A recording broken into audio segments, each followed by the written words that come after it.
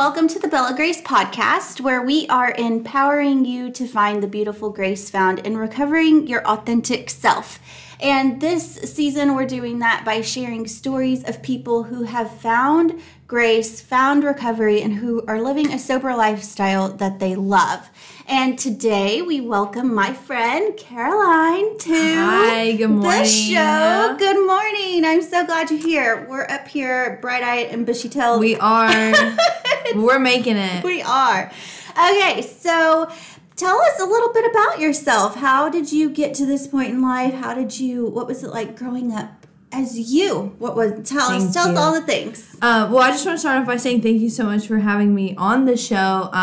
It's been such an inspiration to hear the stories that have come through, and then just meeting you and having someone to be able to explain all of this, to talk about, and you understand, and just the whole podcast has been so enlightening to me. It's just an honor to be here. But so I am originally from Mexico City. My parents met in Cancun. So my dad's from the United States. My mom's from Mexico. And I grew up in Mexico until I was about 5 years old. Moved to the U.S., straight to Alabama, Roll Tide, and just grew up in Alabama, being this mixed, half Hispanic, half white, just little girl who was kind of confused a lot in her life. Was from a divorced family. My parents ended up getting divorced at an early age. I was in 2nd to 3rd grade. So life's been a little crazy. Yeah. It's been a roller coaster. So from then to now, I definitely have found grace. I definitely have found peace. But it's been a journey. And I'm just thankful to have a place to kind of share that right now. Yeah. So I'll start off. I got to Alabama. I was in high school. I was really plugged into church. I've been in church my whole life. And so I was sober, middle school, most of my high school years. I struggled with other things, but sobriety wasn't really something I struggled with until I guess I was about 17, 18 years old, kind of at the end of high school. And obviously, drinking started. And then I was introduced to marijuana, weed, all the things, smoking-wise. Mm-hmm. And I unfortunately fell in love. A very toxic love, we could call it. With someone who struggled with anxiety and depression. When I got to smoking, I was like, oh my gosh, this brings so much peace, da-da-da. And lo and behold, I didn't realize that those highs could turn into quick lows real quick. Mm-hmm. And on the way here, I actually had that thought. I was in the car and I was thinking, what's something I really want to say that has to do with sobriety and just being under the influence. And it was you're going to think the highs are really high and they're great and they're exciting and fun, but expect those lows to hit really quick. Yeah. Or really unexpectedly. And so that was just a thought I had when I was driving on the way here. But yeah, I ended up graduating high school and went to community college where I was working at a restaurant and going to school. And I think you and Joe hit on this, but working at restaurants and just that server life, a lot of drinking comes into that. You're working with bartenders. It was not a very healthy scene for a college student, in my opinion, because I was trying to study, but I also wanted to be cool and be in with the older people. And so I was, drinking, smoking, going out late, partying, this and that. And that's when I got into music festivals.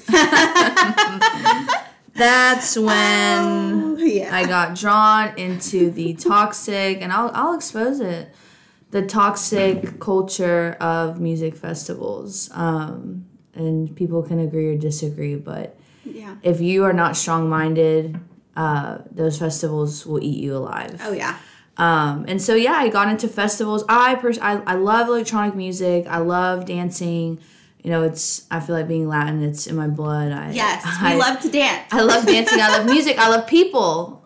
I love being around people. I'm a social person. Yeah. So I got drawn into the music festival scene and right away started with the drugs, with Molly, the acid, the this, the that. And it was just like, that's what we do. Yeah. That was our escape. It's like we went to a festival, all my friends, we got back to work, school, saved up our money, went to another one. Yep. Saved up our money, went to another. And it was just this cycle for years. I would say it was about 2 or 3 years where it was nonstop. And it was great. Like I said, the highs were great.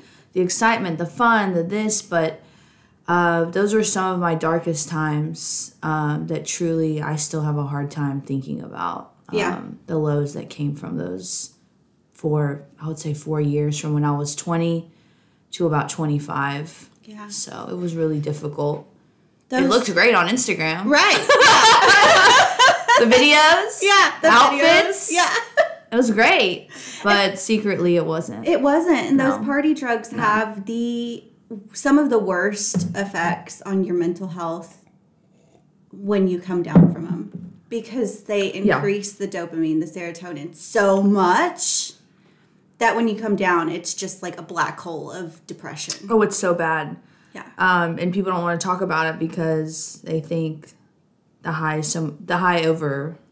overrides it. Yeah. And then people are like, oh, well, that's just what happens, but it goes away or whatever. But it's like, does it?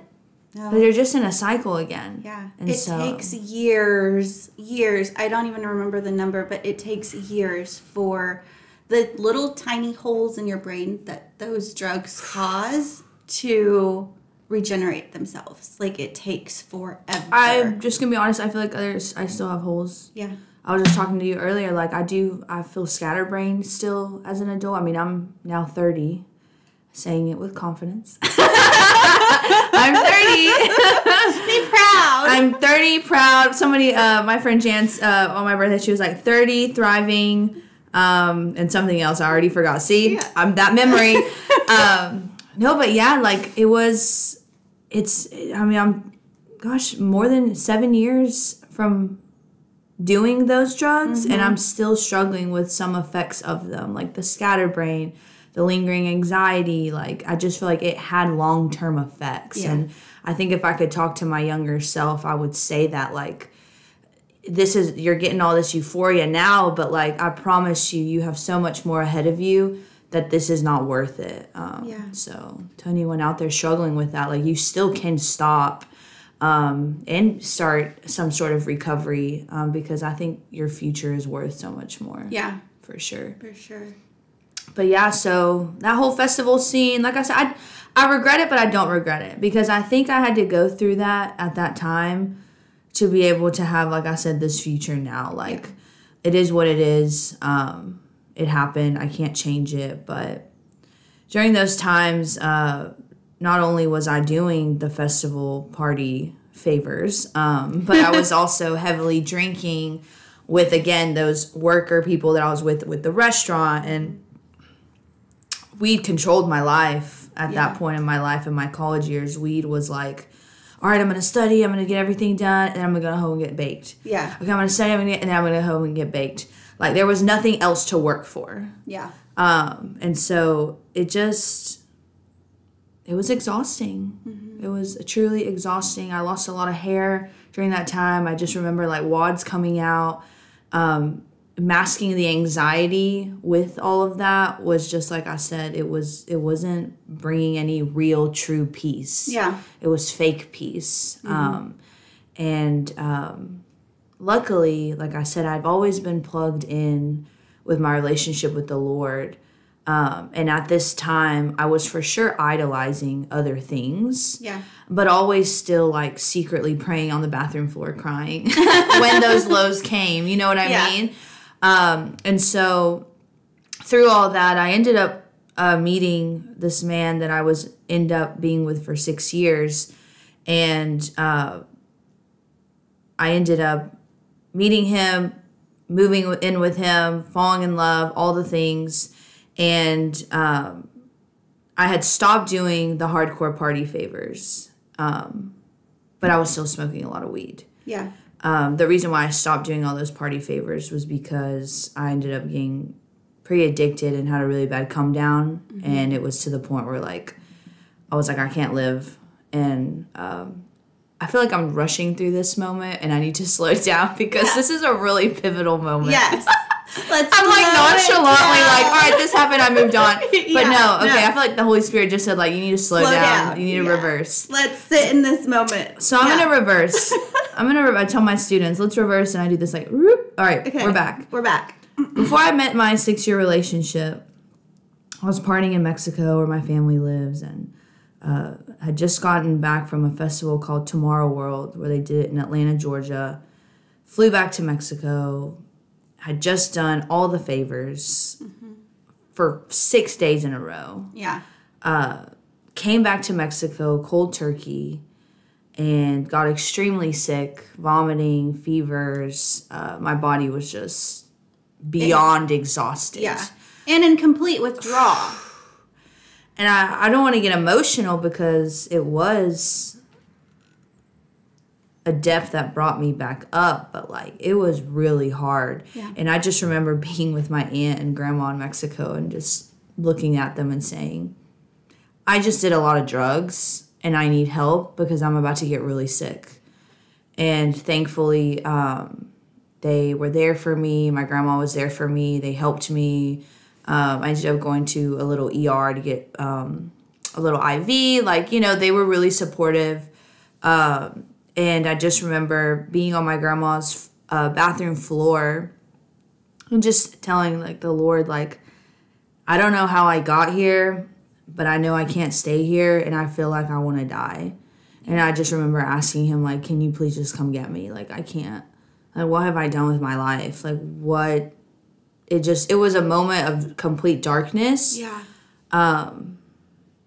And I don't know if the people listening here have had any encounters with the Holy Spirit, but in that bathroom floor, like, the flood of the Spirit came in, and I just wept and just cried and felt like a blanket was, like, surrounding me, like that tightness. Yeah. And that's when I knew, like, no, like, he's still here. I can still move on. There still can be redemption. Yeah. And I just remember my brother, like, coming in, seeing me on the floor and just holding me as well. Ended up buying my plane ticket to come back to the U.S. and applied to go to my big university because I had dropped out of school for a couple months to party and do all the things. Mm-hmm. And once I got back to Alabama, the Lord immediately, it was like a switch. I got accepted into college. I got grant money that I didn't have to pay back. I got my job back, that, like, everything just started lining up. Yeah. And then I was able to go into college, start fresh. And at the time I was still smoking weed. Weed was something that I'd never gave up. No, I was like, but like I said, weed was, it had control of me for a long time. Yeah. Always in the background. Yes, it was like, I'm not giving that up. Yeah. I'll give up whatever, but I wasn't going to give that up. Because again, I was like, no, this brings me so much peace. I don't have anxiety. Like all the excuses. Yeah. To tell myself why it was needed. Mm-hmm. And so I'm back in school. I'm in school. I'm studying, working, smoking weed. And then I go to that music festival. Mm-hmm. And that's where I met my 6-year relationship. And then from then, I wasn't doing hardcore drugs anymore. I was just smoking weed and drinking. And I ended up going to my first sober festival, I want to say it was like May 2017, where I say sober, but I was still smoking weed. Right.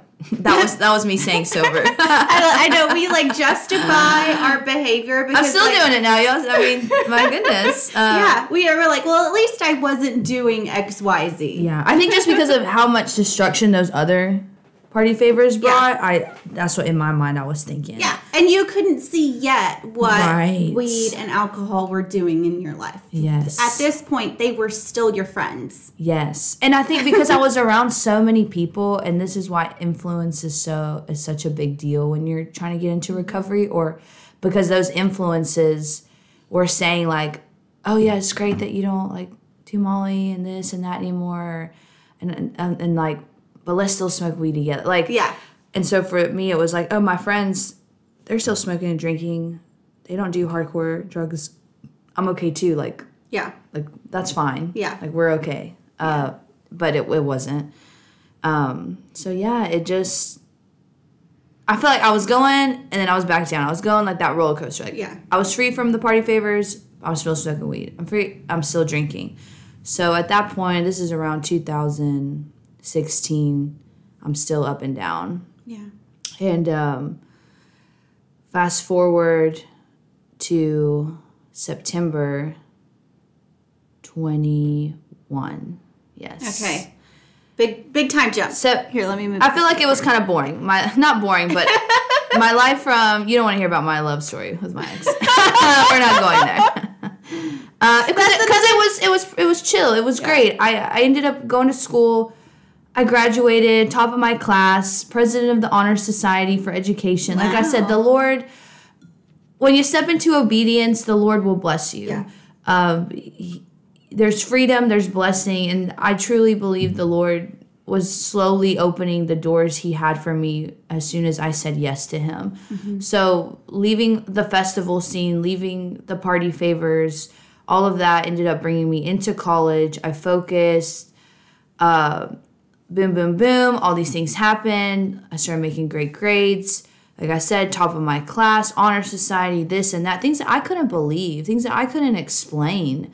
How I got pushed to teaching, education, things that I still to this day, I'm like, okay, at what point did this happen? Or like, how did that? Like, it was very confusing at times, but I knew it was the Lord the whole time. So I graduate. It's 2019. My ex is like, I want to get a job in Dallas. Are you down to move? And I was like, yes, like, let's get out of here. With him, we talked about marriage. Like, he was the love of my life. So I was like, yes, let's go. Let's move. Like, it's time. Yeah. I remember my mom telling him, if you take her, my mom's Hispanic, he was like, if you take her, you can't bring her back. So that's what my brother told my husband at the wedding. She's yours now. Mm-hmm. And my mom was not for me leaving because she wanted me to have a ring. She wanted there to be a commitment. She's wise. Mm-hmm. She knew, and I stubbornly and blinded by love was like, no, I'm going. Like, I'm young. Like, whatever. So he's like, yes, like, I won't bring her back, whatever. So then we come here, and everything was great. I ended up getting a job. I got my first teaching job. At this point, I was drinking very minimally because we didn't really have friends here to be social like that, I guess. But we were still heavily smoking, both of us. I have a lot of I deal with anxiety a lot, so smoking to me was always my go-to. I always said like, I don't want to get prescriptive pills. I feel like smoking is more natural. So that's where my mind went the whole time. We justify what we want. Yeah. By any means necessary. Mm-hmm. So that was me like, it's natural. Yeah. Let's just stick to this. Mm-hmm. Instead of, hey, maybe I should get into therapy. Maybe I should figure this out. Or hey, maybe I should pray more, open my Bible, figure out what the Lord's trying to tell me, or this or that. Yeah, I was blind. I was justifying all the things. But yeah, so everything was great. For me, honestly, the COVID year was boring. Yeah. I don't want to sit here and talk about the trauma of school that happened. It is what it is. Online school, I teach low-income students, so it was honestly an S show. Oh, yeah. It wasn't But whatever, we got through it. And honestly, my when we were all at home, that part was pretty boring for me. We just smoked a lot and this and that. We had a lot of paranoia of people getting sick and dying, just like I'm sure everyone else did. But other than that, I wouldn't say that like my addiction or anything got worse. If anything, like it stayed. I was heavily smoking for a long time, so it kind of was the same. Yeah. We had more anxiety and stuff because of the pandemic and just losing. My mom got it twice, and obviously I was scared that she would die and all of that, but she survived and God was good and sustained her. But yeah, and then like I said the word was with that love of my life because September 2021, everything hit the fan. I wrote an Instagram post, and I kind of want to pull it up so I can read it. Would that be all right? Go for it. Yes, let's do it. Because I feel like this Instagram post could describe what a lot of people feel, especially when they're really happy with their life and fearing the loss of everything that they have. So I wrote, and this is just a glimpse of everything that happened to me that month. You wake up and you realize your life is almost perfect. You thank God and you appreciate the things around you, and you wonder if it's too good to be true. You begin to fear losing everything that you love. And then time goes on and it happens. The floor is gone and you fall into a hole you never saw yourself in. Betrayal, abandonment, and grief all rush in like a tsunami into your life. You wonder how anyone would understand what happened or how it happened, because really you don't even know. How do you face the world as this newly destroyed person? Then it happens. God reaches down and whispers to you that you're not destroyed and that you are being refined like a diamond. And if anyone knows anything about diamonds, they basically have to be destroyed before they can be the beautiful, beautiful and wanted material. And then, so I said, you're being refined like a diamond, back to purity. I won't understand until I get to heaven, but I know I can move forward because the Lord is with me and I am the daughter of the King. And so writing all that stuff, I was in a really confused time because I truly felt like me and this man were going to get married, completely blindsided to him leaving me September 2021. Our pet also had passed away weeks before he left me. When I say I was completely destroyed, I was completely destroyed. And I have no family here in Texas. Like I told you, my mom said, if you take her, like, this is you making a life with her. Like, yeah. And so this man leaves me, moves to California, like a day or two after I come home from school, he's gone. We had a place together, bills together, all the things. So here I am in the middle of the school, just starting the school year. Yeah. With now, I feel like a weight that I couldn't hold on top of me. And that's when everything got worse. My drinking started again because I was suffocating. Yeah. What do you do when you can't breathe and you want to die? Yeah. You literally crawl to the first thing that is going to bring you a moment of peace. Mm-hmm. And that's what I did.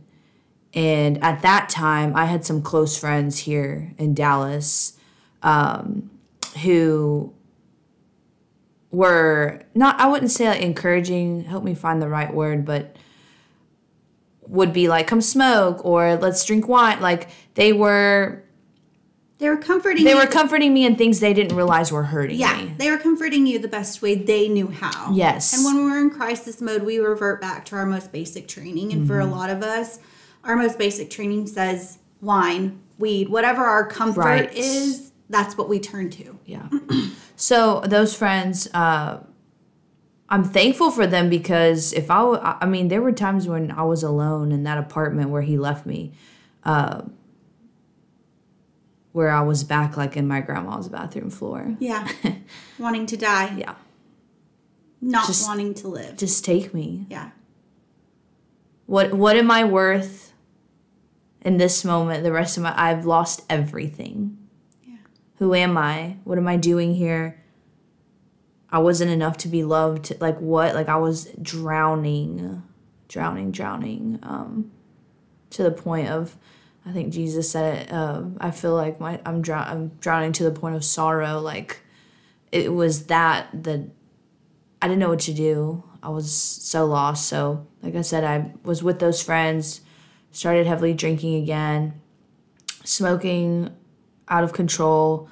And then I would say that was September. Around November, December, that's when I started becoming pretty good friends with Tracy. Mm-hmm. And we went to like a singles night or a worship night together. And I feel like the Lord, he has this like hold on me where he allows me to go through these things, but then draws me back in, allows me and then draws me back in. Like he really won't leave or forsake me, but I had to go through this. Yeah. And now being on the other side, I am completely aware of the reason. I'll get to that. But so Tracy, and then I met you, and I can't remember the exact month I met you. I want to say it was like February. It was the beginning of March. 2022. Yeah. It was February or March. Right. And before I met you, Christmas time was around, Christmas 2021. I went back home to Alabama. I was drinking out of control. And when I say, for me, that's more like binge drinking. I really like how you described that in your podcast last week. Like there's a difference between like drinking every day versus like the binge drinking. Yeah. And both of them can be just as harmful. And so for me, it was binge drinking because I still had to go to work. And I wasn't going to lose my job. Like my job is everything to me. Like, but the weekend came and my life was not everything to me. I could destroy that and it'd be fine, but I was not going to destroy my career. Wow. So that's powerful. How that happened, I'm not sure. But yeah, I was like, I'm not destroying my career. Yeah. I'm sober at school, giving my students 120. Yeah. I mean, I was doing the best teaching I had ever done during that time. And I think it was because I was like, if my mind can go here to my students and work, I don't have to think about what's going on in my personal life. Yeah.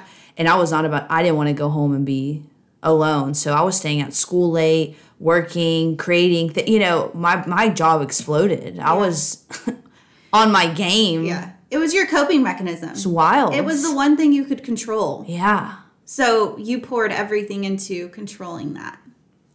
And I remember, well, I'll get to that at the end of the year. My principal says something, and I actually bring this up to him. But yeah, so I go home for Christmas. My mom knows that I'm not okay, but because we're Hispanic and alcohol is somehow in just us. Yeah. For Christmas, I get a bottle, or my birthday is December 8th, so we celebrate my birthday, my stepdad's birthday, right before Christmas. Okay. So one of my gifts was a bottle of 1800 Don Julio, or Don Julio Black. Yeah.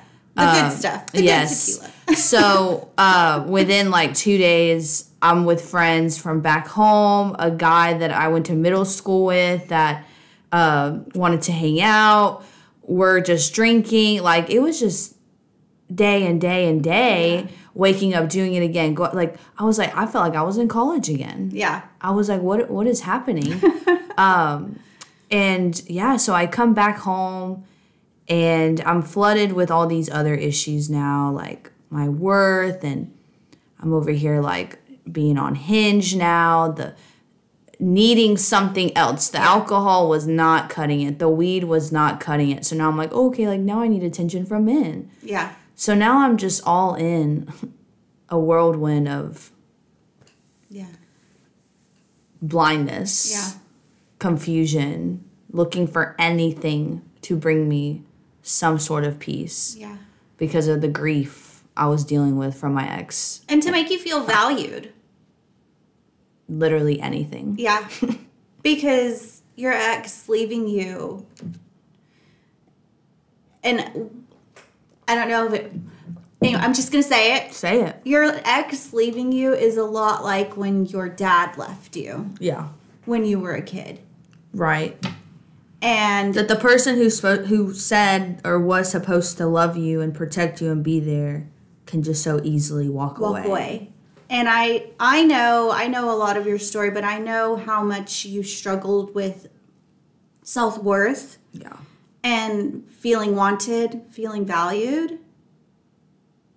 Yeah. And so maybe the dating apps gave you some sort of... Oh, for sure. Yeah. I mean, and I think a lot of girls can relate. Mm-hmm. Like, we want to be told we're beautiful. Yeah. We want a man to take time to plan something, come see us. Mm-hmm. Like, that's also like a little high. Like, I'll just say it right now. I'm not embarrassed to say it. Like, that's what was happening. Like, so yeah, like I was drinking and just not going in the right way. And luckily, the Lord knew exactly what I needed, and that was community within church. Mm-hmm. So thankful for our church and the way they run their community, because that's when the Connect group with Tracy started. Mm-hmm.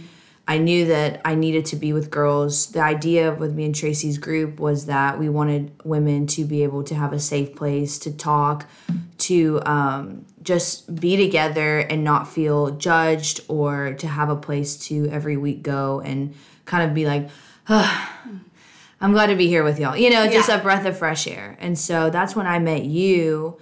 And I'm curious, I would like to know kind of like your perspective on what it was like meeting me in those kind of months. So, what was like an outsider looking in? What was that like? When I first met you, and you have to know that I'm very perceptive. Yeah. And I could usually see a couple layers deeper than the normal person can. That's a gift. Yeah. And so when I met you, I knew you were hungry for more than what you had going on. Yeah. I knew that you were seeking more and that you needed more, because the first day we met, I shared my story with you, and you were so leaned in to like, oh my gosh, how did you get to where you are? Like, how did you overcome all this? And I could see the need in you. On the outside, you appeared happy and joyful and bouncy and just...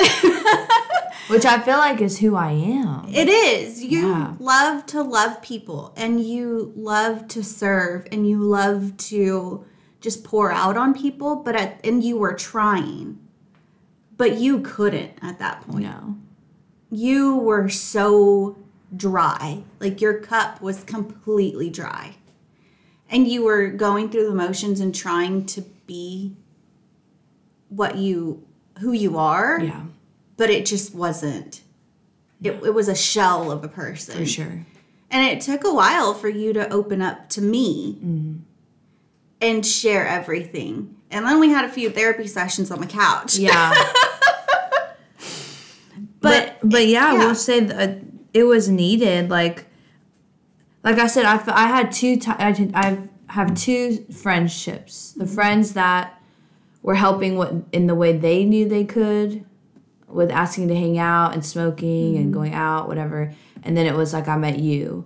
And then you were the type of friend who saw me deeper, who also took the time to invest in my emotions and sit with me and tell me the truths, knowing that they're going to be painful, but it was what I needed. Yeah. It was. And I feel like if it wasn't for you, I don't know who would have guided me with that wisdom. Like, I would have just kept going. Yeah. I would have kept drinking, kept looking for guys for attention, kept trying to text my ex, kept looking for him, kept just, I feel like banging my head against the wall. Yeah, and you did. Banging my head against the wall. I think it's important to let people know, though, that it wasn't instant. Mm-mm. It didn't happen the first time we talked about it. There were, like, multiple times when I was like, no, don't do that. Yeah. Don't send that text. I remember one time we were at coffee and you, Tracy, and someone else, they were like, you have 2 days to send this text to stop this. And then we're going to text you in 2 days and see if you did it.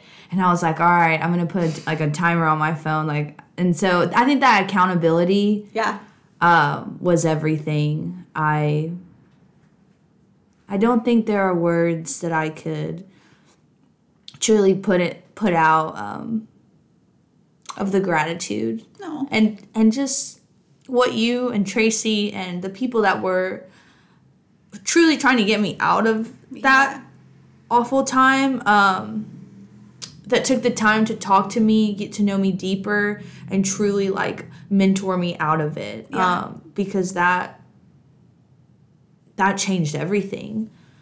Because come May, fast forward, I met you in February, come May, that's when I said, no, I'm done with the guys. Mm-hmm. And I'm not ashamed to say this, but the end of this month is my 1 year of abstinence. And I am just so beyond grateful that I am here. I got to that place.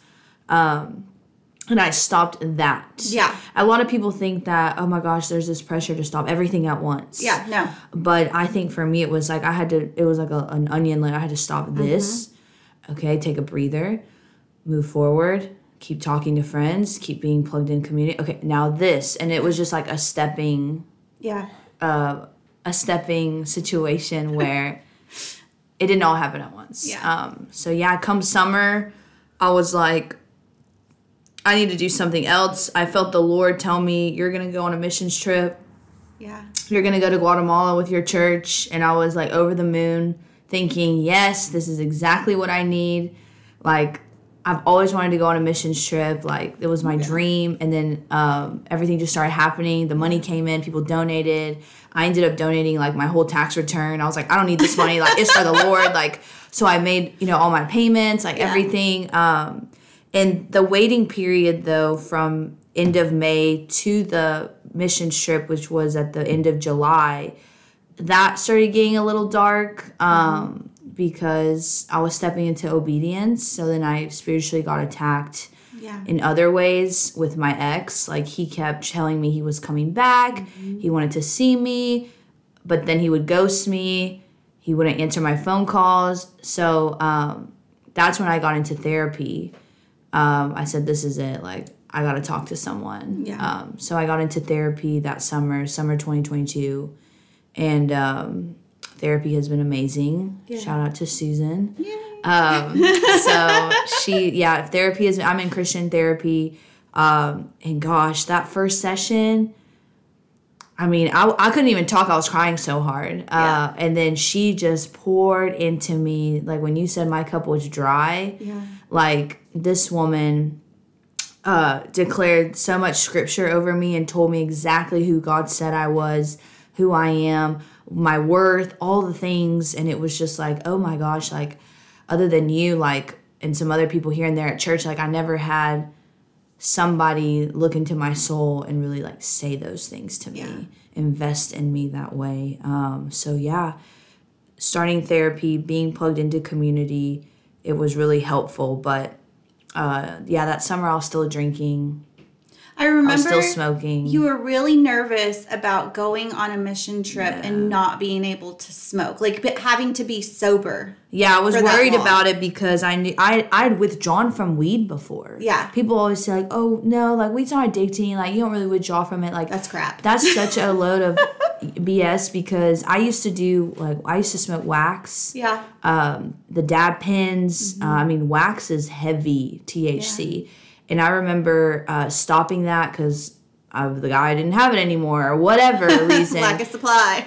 And I remember vomiting, loss of appetite, nausea, headaches, anxiety. I personally had withdrawn from THC multiple times. So I was afraid of that. Mm-hmm. And so I just remember it was July 4th weekend and my friends who are my other friends who I drink with or smoke with, we went to a 4th of July thing on Sunday the 3rd, and I got so wasted, just beyond. I hadn't been that drunk in months, and I think it's because we mixed liquor. Yeah. And for that long of a period of time, I got extremely sick in the middle of the night that night. My friends had to help me. I was like, I can't be alone or I might choke and die on if I vomit while no one's here. Like, it was that bad. And then the next day, my mom actually flew into Dallas because she was going to spend the week before I went on my mission trip with me to help me pack and prepare and just spend time together. Yeah. And it was that Monday where I was like, no, this is it. I'm not stepping into something God's called me to do. High, withdrawn. I'm not doing that. Ankle. Oh yeah. I was like, I'm not doing that. What has this brought me? Yeah. It's brought me nothing. And I'm the kind of person that when I'm done, I can be done, but I have to get to that to that point. I gotta get to this, like, I don't know what it is, but like once I'm there, it's over. Yeah. You can kid yourself and be like, yeah, I want to stop. But once you're there and you have it in your soul, you're done. You're done. Yeah. And so that week, my mom, I didn't smoke that week. That was my first week because they told us on the training, like, you don't drink days before you go on this mission trip. The elevation is going to dehydrate us, this. So I was like, oh my gosh, like, I want to be on my top game. I had been training for this by walking like long periods of time in the sun. I knew like what we were about to go. We were going to go build a house in Guatemala. And Guatemala has extremely high elevation. And they had warned us about dehydration and just the amount of physical work to build a house. I mean, like elevation sickness is no joke. No, like I've never built a house. Yeah. I don't know how to put up curtains. Like, I use my air fryer for everything. Like, I don't naturally know how to do these things. Yeah. I'm a hard worker. I have determination. Tell me what to do and I'll do it. But physically, I was like, this is not me. I'm not a worker with my body. I work with my mind all day. So I was like, I'm going to train. I'm going to train. This week, me and my mom are going to go on long walks. Like, I'm going to hydrate, all the things. And that was the week that I sobered up, hydrated, but did feel pretty depressed. Yeah. The depression was there. Yeah. My depression and my anxiety take turns. Yeah. They're never here at the same time. It's like, okay, tag team your turn. Tag team your turn. I'm like, I'd rather y'all be here at the same time, but then leave together. Yeah. Like, can y'all leave together, please?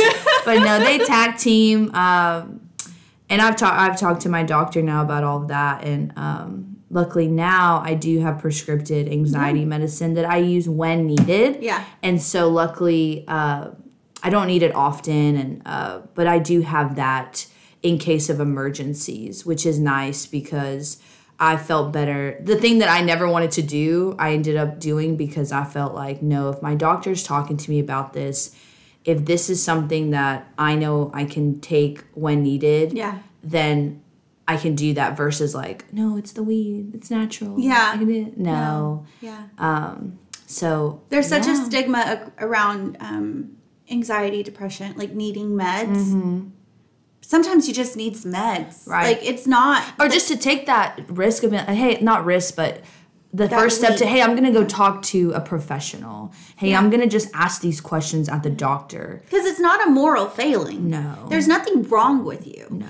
It is a chemical imbalance in your brain. Right. Like, we don't shame people for having diabetes or cancer or whatever. So why do we shame people for having mental health issues? Right. It's the same thing. I agree. And I think with mental health, it's like you have to take that first step. Mm-hmm. You have to tell somebody, number one, hey, I'm struggling with this. Yeah. And then you got to be like, okay, now what do I do? Yeah. Okay, now I'm going to go talk to my doctor about it. And I highly suggest people kind of like write down like when their anxiety happens, what could maybe trigger it, and just kind of journal. Mm-hmm. Because for me, like, I love telling my doctor everything and not holding back, because I feel like that helps them. Okay, do you have like chronic anxiety or is it just triggered? And then that way they can figure out meds or other steps. So I have come and go anxiety. So it comes and goes. So I don't need my medicine all the time, but it's there in case of an emergency, versus me being like, oh my gosh, let me text my friends, like, I need to go smoke a blunt. No, I don't need that. I can go on a long walk and then take a little bit of my medicine to calmly make me go to sleep. Like, there's a different route now, and I'm thankful for that. But my missions trip was completely life-changing. What God did on that trip, there's so many things I can't put into words. Like, you came back a totally different person. You were the person that I met that first day, but full. Like pouring over full. It was like you were finally living your true self, and you were no longer this shell of yourself. Like it was beaming out of you. I mean, it was the Lord. It was, again, how do you explain that? Yeah. How do you explain, I was dying 1 week. I go do this mission trip for the Lord. I fully go in. Something beyond me spiritual happens. And then I come back and I'm this different like, there's no explanation. And so on that mission trip, this was going to be like my big thing I wanted to share to people, is the word obedience kept coming up.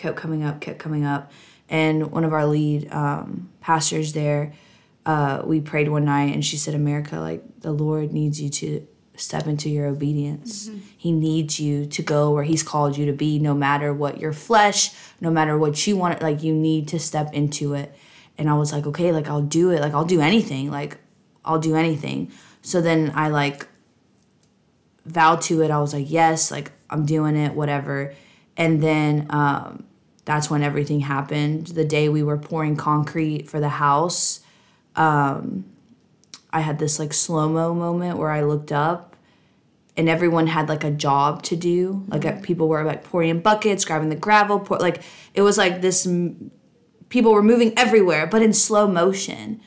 And it was like that blanket again that I talked about earlier, the Holy Spirit. Like, the blanket was there, the comfort. Mm-hmm. And I was just like,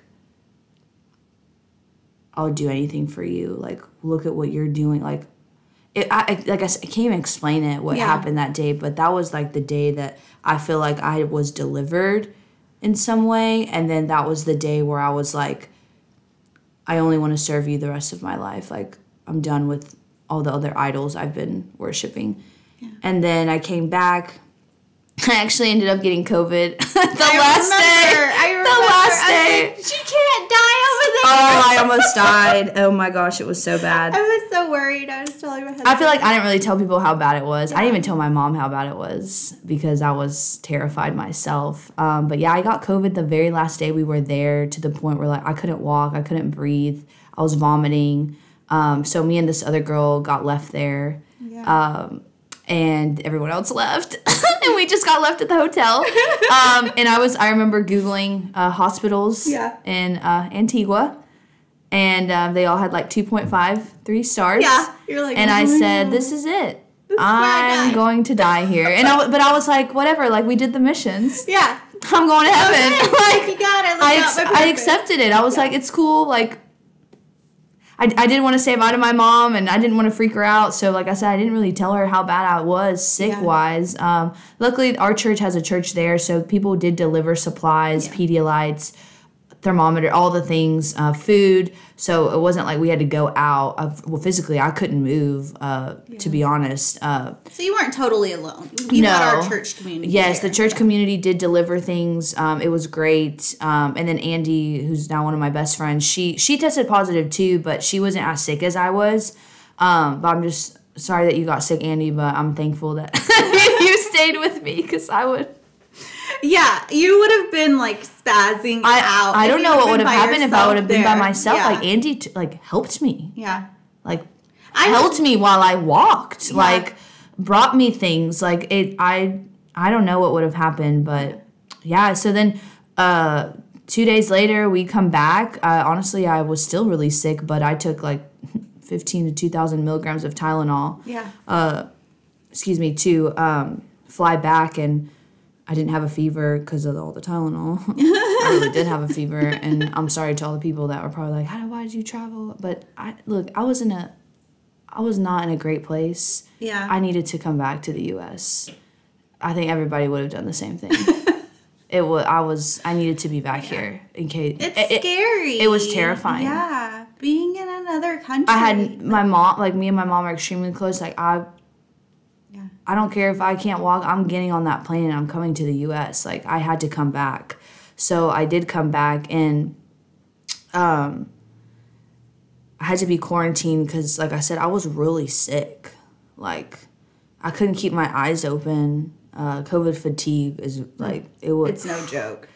Yeah. It's not regular fatigue. No, it's the one. It's like narcolepsy. Like you're literally passing out. Yeah, it's one of the only symptoms I had, and it was awful. Like, yeah, I would be working, and then all of a sudden, I would just put my head back, and I was out. It's so weird. And then I ended up my fevers. They never were going away, and so it was really hard the days afterward because I was like, gosh, I just came off this spiritual high. Like I was with the Lord, like this, and then I was like, why am I so sick now? Like I was so confused on how that happened. Now I'm sick. Like I wanted to go out into the world and scream and go be social and show everyone like. Yeah. All the things, and God was like, nope. Slow your roll. I need you to be alone with me some more. Yeah. And so... so did you go back to smoking after you got back from your mission trip? So that I got back on Wednesday. Friday, I had extreme nausea with my fever. I felt like I was dying again. Yeah. So I smoked that day, and I was actually watching an Isaiah Zaldazar YouTube video. He's a Deliverance pastor, and people in the comments were saying like, is weed okay? Like, what does God say about weed? Da da da. And then he like went in on spiritual warfare and how being under the influence opens spiritual doors for demonic principalities to come in, or this or that. And I was sitting there and I was just like, oh my God, like, what am I doing? Yeah. I have control whether I let things that are going to cause me anxiety. Like, it was like this like light bulb turned on. Yeah. And believe me or not, this story seems so far-fetched. People won't believe it. But this is what happened in my bedroom that day. I've got the bong in my hand. I'm watching this video. And the Holy Spirit blows in again. And he's like, I said to stay with me. Like, what are you doing? And then I'm like kind of panicking in my room, and then I feel this other presence that's laughing at me. And I knew it was the enemy. I knew he was like, he said, you love God, look what you did and look what you're doing now, and you come back at home. Like, and that was the moment where I was like, this is not, no. Yeah. I will not let you laugh at me. I'm not going to let you control my life. Like, the Lord is where I'm going. And so God just said, like, look at me, like, stay with me. Yeah. And that was the day where I threw my bong in the trash. I threw the weed away. And after that moment happened, I was on the floor crying for hours. And a lot of people say that when you get delivered, physically, things have to come out of you. Some people vomit. Some people cry for a long time, sweating. Like, something happens. Your body just can't take it. Yeah. Like, it's... And so I bawled for hours, still having COVID. Like, I was still dying all the ways. Dying to my flesh. Yeah. Yeah. Dying to the ways of the world. Dying to the spiritual stronghold that had me. And I was freed that day. Yeah.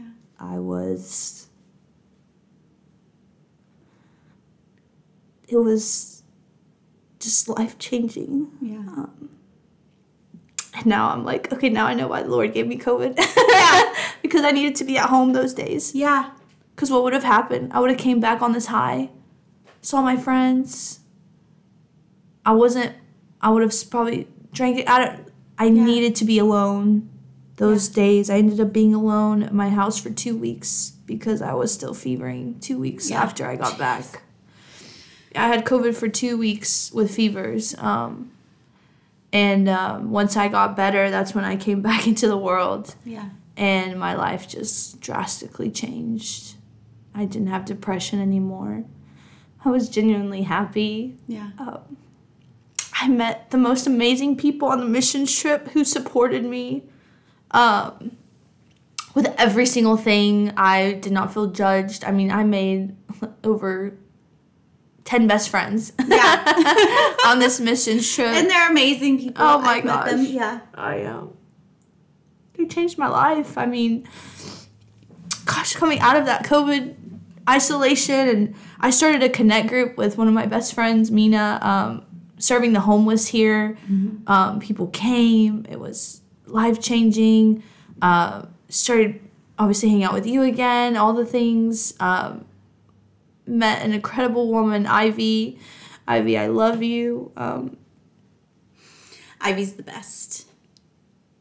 I knew I should have put tissues on the table for this talk. But I forgot to grab them, so. And Andy, I mean, Kennedy, Amanda Case, I mean, all these people that the Lord knew I needed. Yeah. And it was just like what had been taken from me, my ex, my pet, didn't even compare to what God could refill. Yeah. Yeah.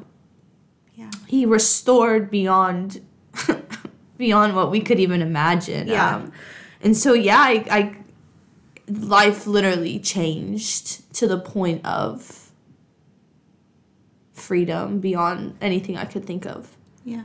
And so that obedience, the deliverance that happened, all of it just changed my life and started the school year fresh. Obviously, there were issues at school, regular issues that happened with school, but the fall of 2022 was beautiful for me. Yeah. It was meeting Joanna was a part of that group. She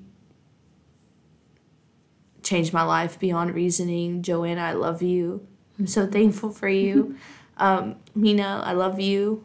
All these people, they just held me in ways I never knew I needed to be held and supported.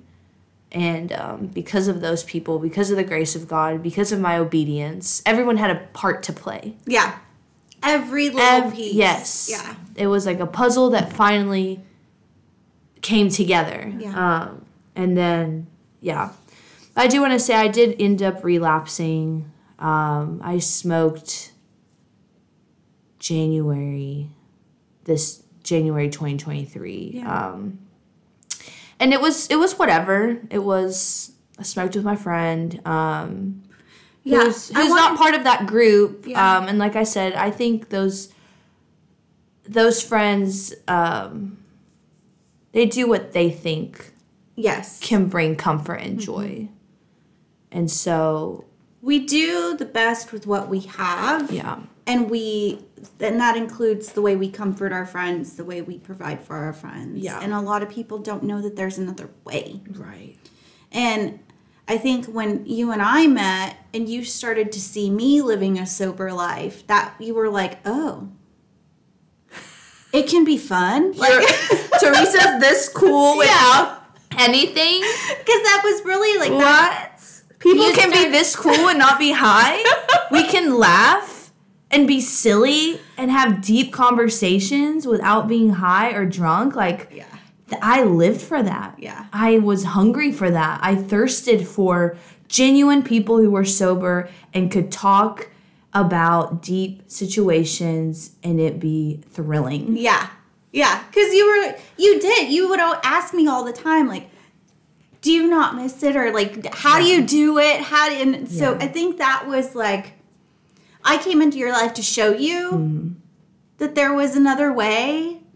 But after you stopped smoking, it wasn't all sunshine and rainbows. Like, there was a point where you really struggled with losing your other friends.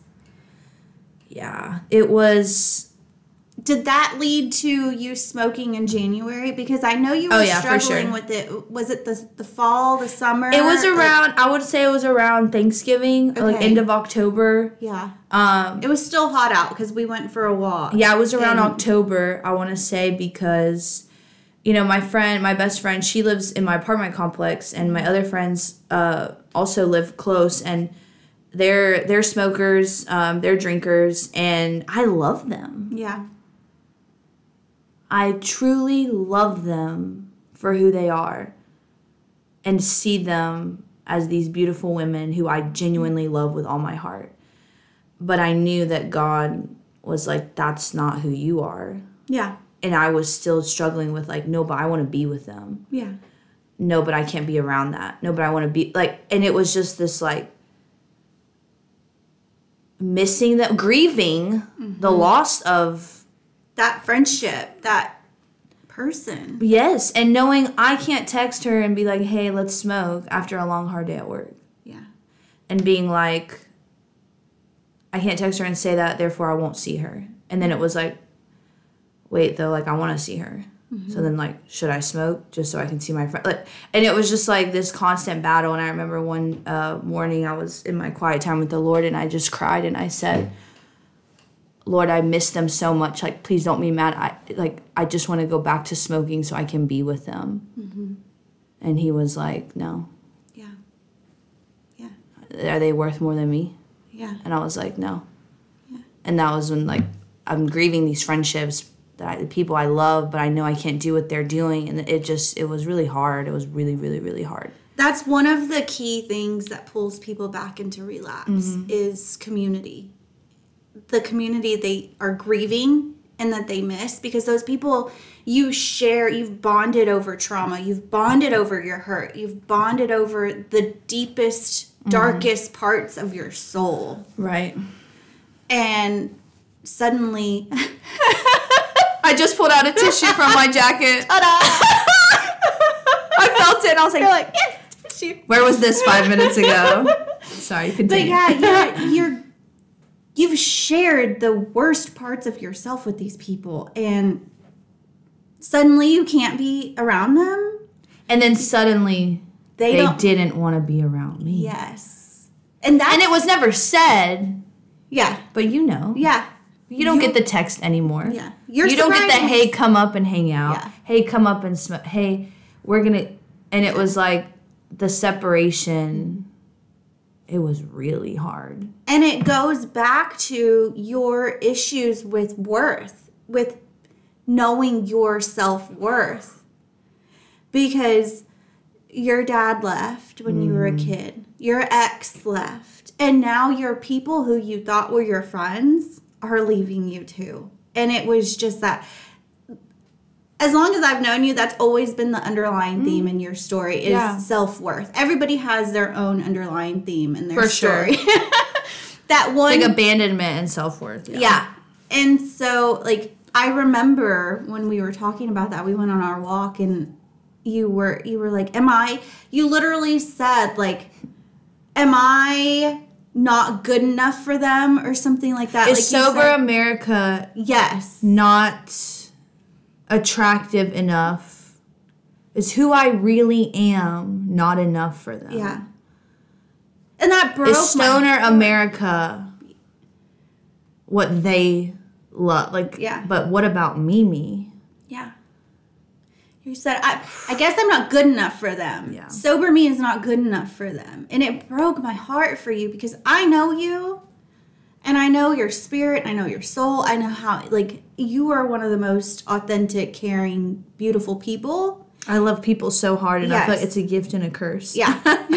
It's you pour everything you have into your friendships and into total strangers, anyone that comes into contact with you. Right. Me and my Uber driver last night. Shout out to Dominique. And so to see you hurting like that killed me. But I knew. And I knew that they weren't doing it out of malice. No. Or like, no. I don't even think they understood what was happening because they're not believers. They're dealing with their own life issues. So like, I was trying not to take it personal. I was trying to still see them how God sees them. Yeah. But then I was dealing with, like, it was just it was really confusing. Yeah. It was really painful and confusing. And I prayed about it a lot, just asking God to, like, put these relationships where he needed them to be. Yeah. And for the, like, all the things. And so most of them started thriving again. Yeah. In a better way. And my other friend ended up moving to our apartment complex too, and she's a beautiful woman. I love being with her. We go on long walks. She is going through her own sober-ish journey as well. And so we've really connected again. And I feel like that only happened because I truly was like digging into prayer about these relationships. And I could have been like, oh no, like whatever, like, like, you know, some people, their pride, like, but I was like, no, like I value these people. I value these women. Like, I want them in my life. So, like, Lord, help me figure out what I need to do to be in their, like, how do we go about this? Because I want to fight for these relationships. Mm-hmm. And so the Lord kind of shifted some things. Some people went this way. Some people went that way. But I think right now everything is the way it's supposed to be. Yeah. And so I'm at peace with where these relationships are. Yeah. And I have drank with some of these friends. But I haven't got, I didn't get like wasted. Yeah. For me, it's like, to be honest, like I don't want to feel the feeling of feeling sick or like extremely dizzy. Like now that I know who I am, I don't want to be drunk and then turn into this other person. Like I value like my image and who I am now so much that like that stuff's not worth it. So I have had a couple of drinks here and there. I haven't gotten drunk or anything, but when I relapsed a little bit, it made me be like, I really don't like this anymore. Yeah. Sometimes that's what it takes. No, but it's that one, because I was scared, you know, after I did it, when I was doing it, I was like, I feel high, like this is like we're chilling, but then I was like, but we're not talking. Yeah. We're just sitting here. There's no depth to it. We're not. What do we talk about?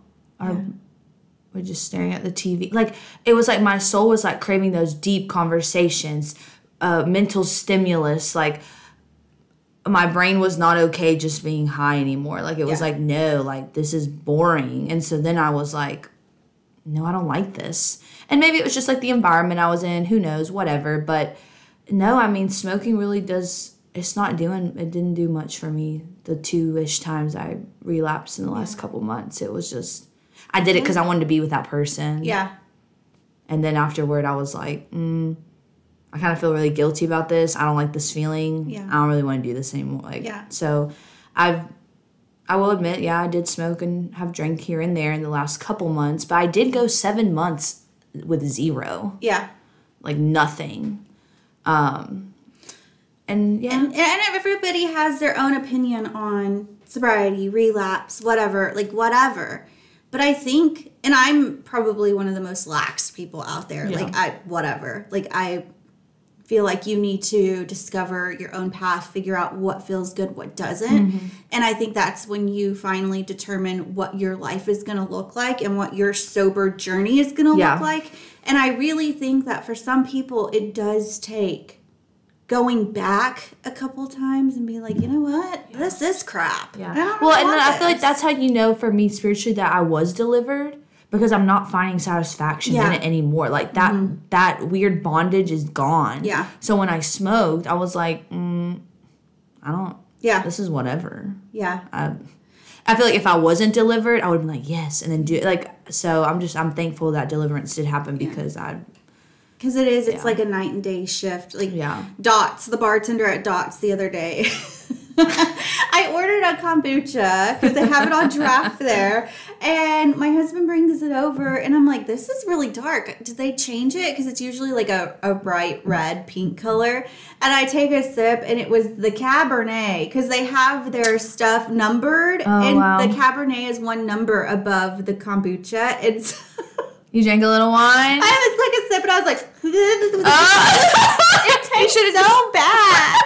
I can't even stand the way it tastes anymore. I like spit it back in the glass. My husband was like, okay, I'll take it because he drinks. Yeah. Like, okay, I'll take it. And I was like, like it's just not desirable. Yeah, you just don't want it anymore. No, and for me, I'll be honest, I do enjoy socially drinking. Mm-hmm. I do not like getting drunk anymore. The whole being sick, like I said, I don't. Yeah. If I don't want to do, I don't want to be that way. I don't want to do that. It's not worth the headaches. I mean, people that are younger, you'll see the hangovers. they get worse. Yeah, it's not a fun time. And like I don't have time for that. I have things to do. Yeah, you're going places. Yeah, like I'm not trying to be hungover on a Saturday or Sunday. Like I love being at church early, serving. I have things that I want to wake up and do. So for me, I'm not trying to get drunk. But I do occasionally, I'm okay with socially drinking, having a drink, and it be okay. And if I'm just being vulnerable and honest right now, I am having a bit of anxiety and fear for summer coming up. Oh, yeah. Because, you know, I will have a lot of time on my hands. Mm-hmm. A lot. Being real and honest. And those friends will be, so I am a little worried about the drinking and smoking part. But I think if I set my eyes on, me and Joe, this has been our diary verse for the past couple months, is seek the kingdom above all else, and everything else will be given to you in Matthew. I think that if I continue to just like push my walk with the Lord, like he's gonna be with me. Like I'm not perfect. There might be some hiccups here or there, but I think I know who I am and what I want now. Yeah. So it's like I need to give myself grace, but also stay on the path that I know I'm supposed to be on. So it'll be a balance. Yeah. For sure. Yeah. So what was I going to say? I was going to ask you something.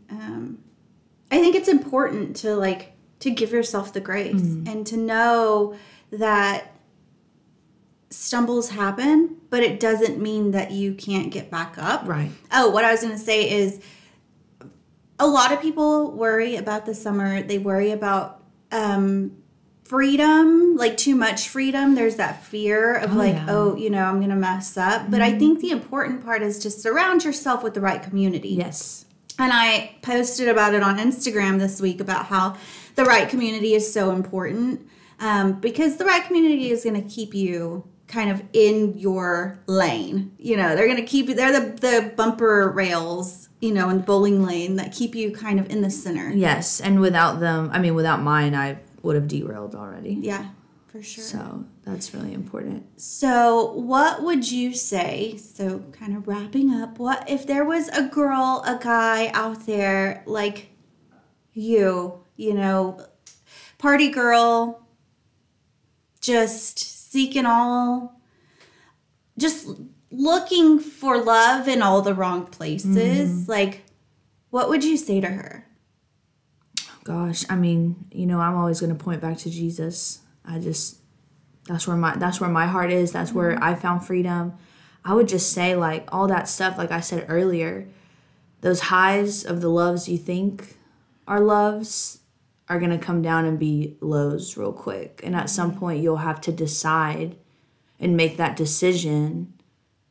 What are you going to leave behind to truly find a community, people to surround you with? At what point are you going to stop? Because you have the power to stop when you can. Mm-hmm. And I don't know why I want to talk about therapy right now, but seriously, if you're struggling with sobriety or finding love in all the wrong places, I highly, highly, highly recommend for you to get some sort of mentor. Yeah. Whatever that looks like, regular therapy, Christian therapy, a friend that has walked through something similar who's on the other side. If you've never tried church, trying to get plugged into a church community, whatever it is, I highly recommend finding some sort of mentor because we cannot do life by ourselves. We were not designed to do life by ourselves. And you're already worth so much, regardless if you think you're not. You are made beautifully in the image of God, and He has so much for your life. And I just know that when you're around the right people and you make those choices to step into the right direction, like, you will be highly favored and blessed. But we do have to take those steps and find the people, mentorship, whatever that looks like. Yeah. Highly recommend all of that. all the things. Well, thank you for being here and sharing your story. Thank you. This is